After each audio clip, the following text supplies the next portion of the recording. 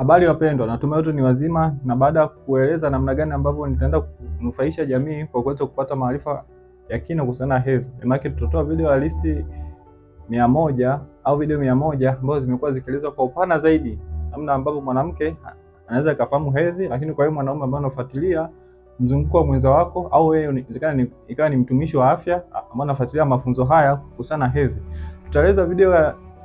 Tutatoa video 100 ambazo zimekuwa zikielezwa kwa upana zaidi, na kama utakuwa na changamoto nafikiri wewe changamoto inahusiana na hedhi, nafikiri utaanza ukajibiwa kupitia hizo video. Video chache 100 lakini zimekuwa zikielezwa kwa upana na kwa uhalisia kutokana na matatizo ambayo jamii imekumbana nayo. Hii idea ya kuandaa video imetokea pale ambapo nimefundisha grupu la watu 53 ambao inahusu masuala ya hedhi na kupata maswali ambayo jamii imekuwa ikikumbana nayo, au nimekuwa nikifundisha na watu wamekuwa wakiuliza maswali, nikasema nichukue ile maswali niweze kuwafundisha watu wengine ambao mtakuwa public, kwa sababu wale ninao kabisa na namba zao. Kwa hiyo nyinyi ambao mnasikiliza kupitia YouTube au Instagram au TikTok au wapi, basi tunaenda kujifunza maana halisi ya hedhi ambayo ni video ya 100.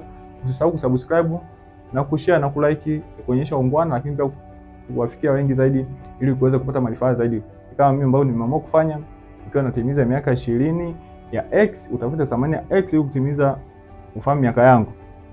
Sasa leo tujifunze maana ya hedhi na kitu gani ambacho huwa kinatokea pale ambapo mwanamke anakuwa katika hedhi na kuona damu kule chini. Na wewe ambaye ushasoma, nafikiri hii mada itakuwa ngeni kwako. Kikubwa ni kujikumbusha na kuungana nami au kuweza kuongeza chochote hapo chini na kuweza kumfahamisha mtu ambaye anafuatilia video hizi, sio tu kwa kuniangalia mimi peke yake, anaweza kupitia pia comment zako na kuweza kupata maana halisi ya kile ambacho nimekieleza hapa. Sasa tukianza moja kwa moja, kabla ya kwenda kwenye hedhi, lazima ufahamu mfumo wa uzazi wa mwanamke namna ambavyo unafanya kazi. Ukianza, huo ni mfuko wa mayai ambao unakuwa pembeni au sehemu za nyonga mwanamke ambazo anakuwa nazo, lakini iko na mirija fallopian ambayo itakuwa sehemu mbili. Kwa mchoro utauchukua utasimamisha, utaweka hapa.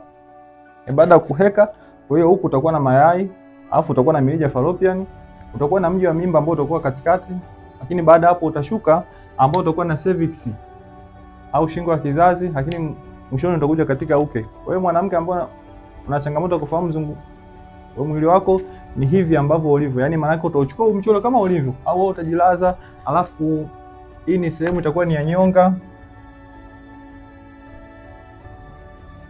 Kwa hiyo wewe mwili wako utakuwa hivi. Hii ni sehemu za mifuko ya mayai, hii sehemu ya fallopian, hii ni mji wa mimba, hii ni cervix ambao ni shingo ya kizazi, lakini hapa ni uke.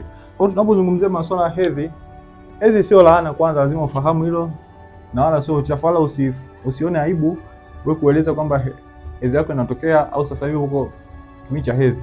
Wengine wamekuwa wakiona aibu pale ambapo wanakuwa labda ofisini, afu bosi amemuuliza mbona leo uje kazini, au mbona leo uko hivyo, anakuambia mimi naumwa, lakini hataji ni nini ambacho anapitia. Lakini hedhi ni kitu cha wazi kabisa ambacho kila mwanamke amekuwa akipitia, na isikufanye wewe ushindwe kutoa wewe taarifa ambayo unapitia au haya ambayo unapitia. Kuna watu wanapitia hedhi ambayo imekuwa changamoto kidogo na kuweza kupelekea kushindwa kufanya vitu. Sasa usione aibu kutoa taarifa, usione aibu kusema kwamba uko katika hedhi au umeanza hedhi, ambao utafanya yule ambaye anakusaidia au ambaye anahitaji kufahamu nini ambacho unapitia na kukupa msaada, basi anaweza kukusaidia na ukawa salama zaidi. Kwa hiyo hedhi hutokea pale ambapo yai ambao limetolewa hapa, ambao limekomaa katika mifuko ya uzazi au mfuko wa ovari, inakuwa halijarutubishwa au kukutana na mbegu ya kiume hapa katika mirija fallopian, kwa sababu hii ndio sehemu husika ambayo yai limekuwa likirutubishwa hapa. Kwa inapotokea kama hajarutubishwa, hii yai litafika katika mji wa mimba. Sasa tutafika mbele zaidi au endelea kujifunza zaidi, nitakwambia kwa sababu gani ikifika hapa huwa inakutana na tishu ambayo imetengenezwa au ukuta ambao umetengenezwa kwa ajili mimba inapofika hapa, au yai ambayo limetungishwa hapa huwa inakuwa tayari na kitoto humu ndani.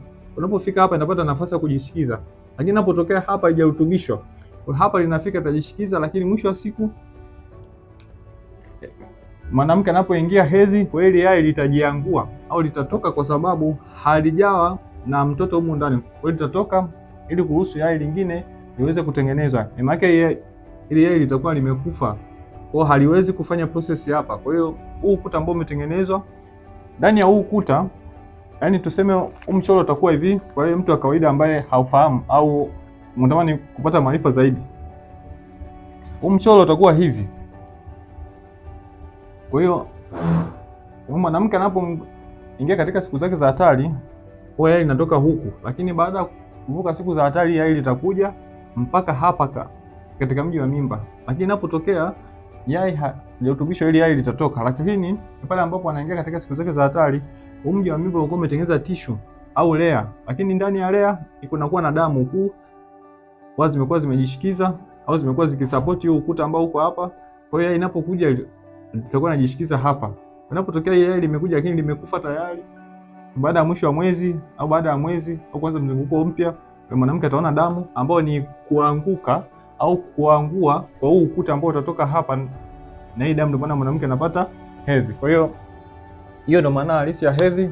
Kwa ambao ulikuwa na changamoto kuhusiana na hedhi au maana ya kufahamu nini maana ya hedhi, ni hicho au mchakato huo ndio ambao unatokea na kueleza mwanamke hali ambayo anapitia. Kwa hiyo ni ukuta ambao unakuwa umejengwa na yeye ambaye inakuwa haijarutubishwa au haijakutana na mbegu za kiume, huwa inakuwa inajiangua na mwanamke kupelekea kutoka damu na baadhi ya tishu ambazo tutaziona ukeni. Sasa hedhi sio lazima kuwepo na yai tu peke yake.